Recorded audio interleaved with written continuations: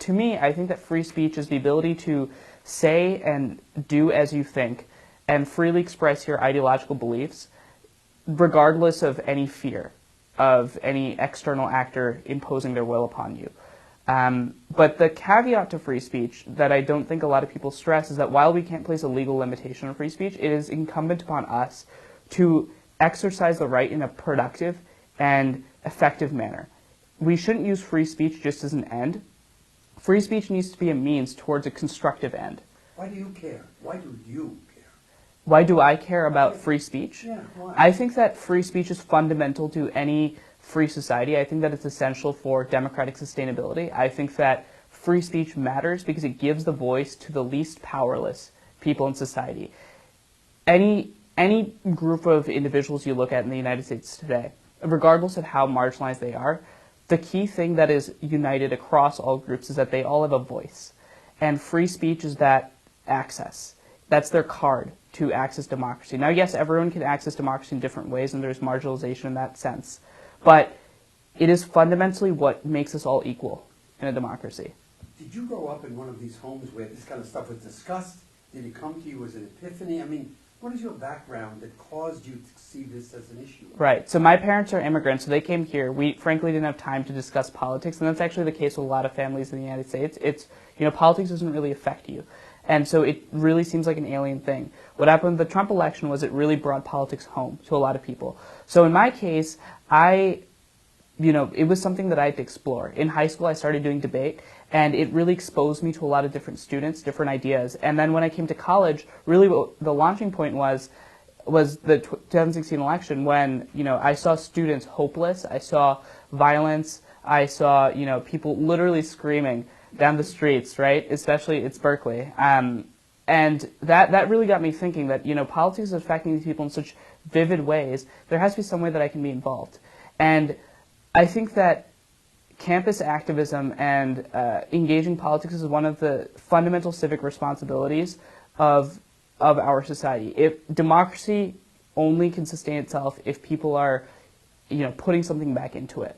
And so I really don't have a lot of tolerance for apathy. And so I try to, be as politically active as possible in a constructive way. So let me give you a story. So I was, 1 year ago, actually in January, I was at a panel.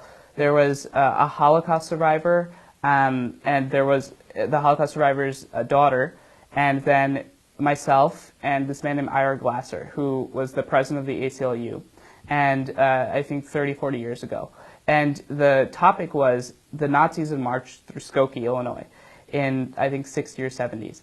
And Ira and I essentially were advocating that, regardless, in front of a Holocaust survivor who was deeply affected by this issue, that regardless of what the speech is, we have to protect free speech in every instance.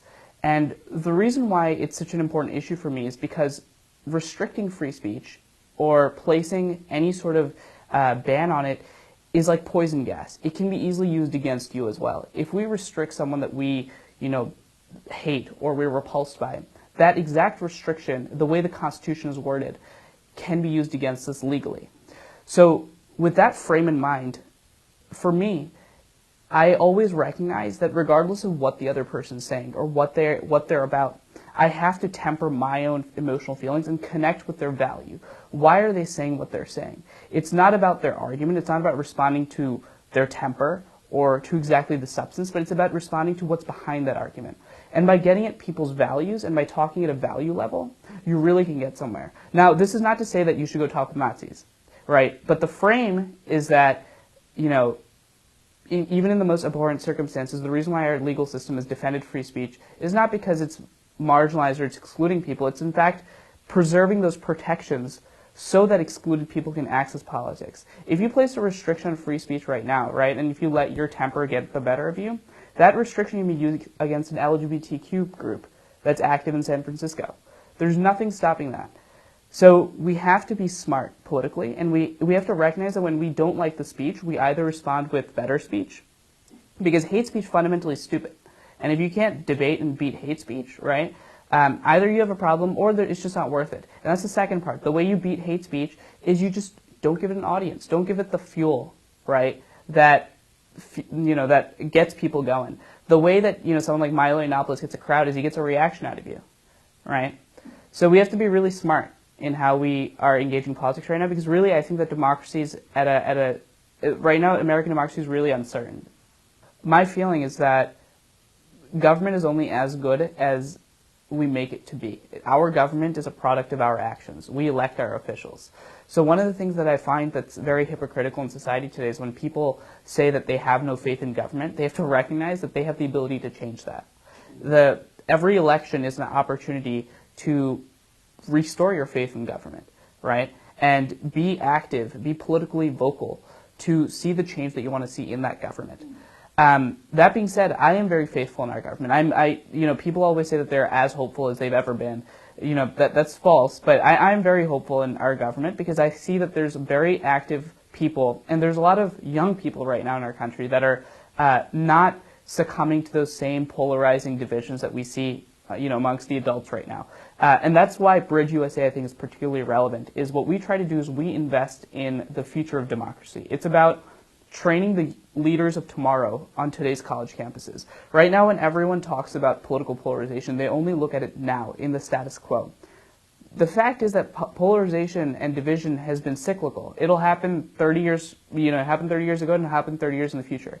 The key is if rather than reacting, are we being proactive to that issue?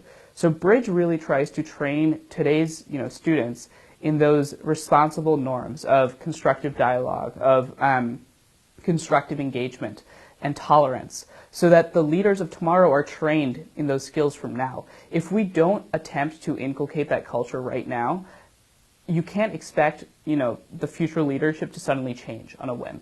And that's what we're seeing right now. We often look at politics not as a futuristic thing. We don't try to prepare for politics. We try to just react to it. And when you're reactionary methods fail. Because that's when you react to politics, that's when you see things like, people resorting to violence, you see hopelessness, you see a breakdown of norms.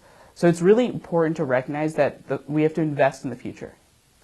How do you train students in the direction you've just proposed? How do you train them? So the fact of the matter is that things like tolerance are human nature. They're innate within us. It's just about bringing those values to the top. So you don't have to train someone to be tolerant. You just have to help them recognize what tolerance looks like. Humans are very empathetic and social creatures. One of the people that helps Bridge, his name is Jonathan Haidt. He's a prominent moral psychologist, and he's written about this several times. And he was just on Bill Maher last week, and he talks about this concept that we all share these values of tolerance, fairness, caring, kindness. Humans are innately decent creatures. What we try to do is we try to help students, engage in these discussions. We try to demonstrate to them what good moral leadership looks like by bringing speakers to campus that are productive, by helping them engage in dialogue. Believe it or not, there aren't actually a lot of spaces on today's college campuses where students can have these dialogues. Classrooms exist, but those don't allow free engagement. When students don't have the opportunity, or when anyone, frankly, when a person doesn't have the opportunity to practice a certain skill, that skill recedes over time. Bridges tries to, train that skill over, make sure that skill is in constant practice. Because that skill exists within us, that ability to constructively engage one another. It's just about honing that skill over time. People are scared. When you have minorities that are very loud, they sort of paint the entire majority as that.